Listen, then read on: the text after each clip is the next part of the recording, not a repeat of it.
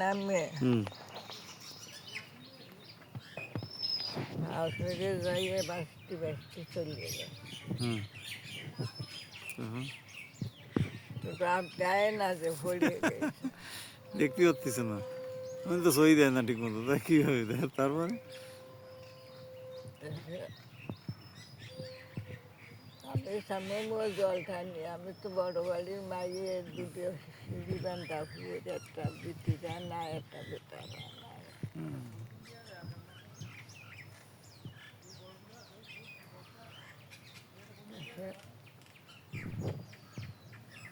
আর উঠতে পারতেছিল আমি জালটা নিতাম ওর দিকে আমার টেনে নিয়ে যায় ফাঁসের দিকে তাই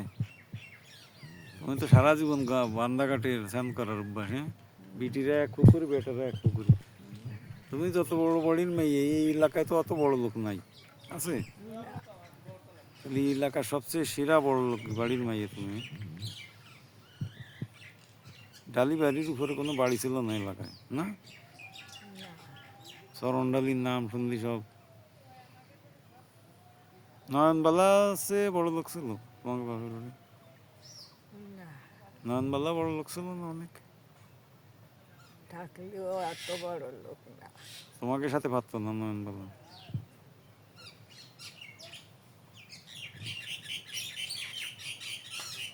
তোমার কেমন গরু ছিল কতগুলো গরু হবে অনেক গরু ছিল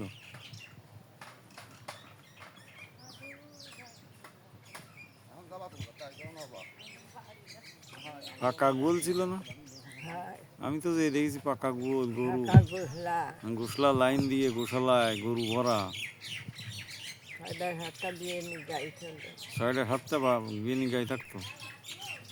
দুধ দিয়ে যত খাইয়ে পারো খাও হ্যাঁ কাছারি বাড়ি ছিল না আমি তো যে কাছারি বাড়ি দেখেছি আর উনি এসে বিচার করতো আর তোমরা থাকতে ভিতরে বাড়ি ওই যে লিচু গাছ ছাদে উঠে আমি দেখেছি লিচু পাড়তো বড় লিচু গাছ ছিল না আমিও তো ছাদে উঠে লিচুটা নিয়ে খাইছি ছোটবেলা দেখেছি তখন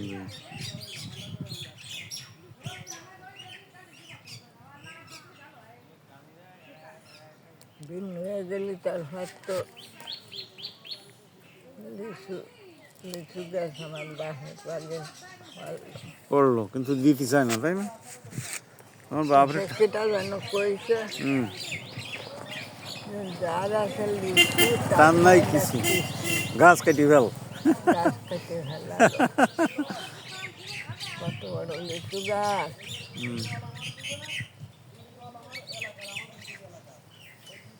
তাই যে সারা দেশে যে লিচু খাই আমরা তাকে কিছু নাই তাকে তো কোটি কোটি টাকা লিচু বেছে কোটি কোটি টাকা আয় করতে হবে তাহলে তাকে টাকা আসছে কেন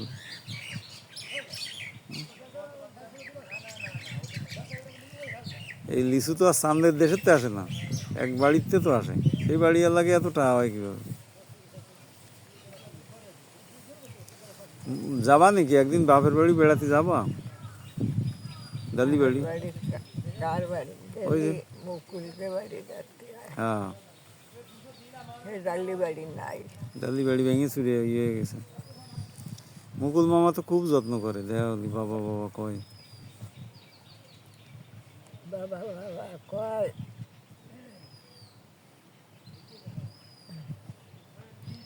আমি গেলাম আল্লাহ দেবী নইয়া তখন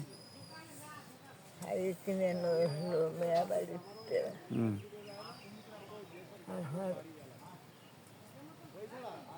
মাছ মাঝে নইলো গেড়েতে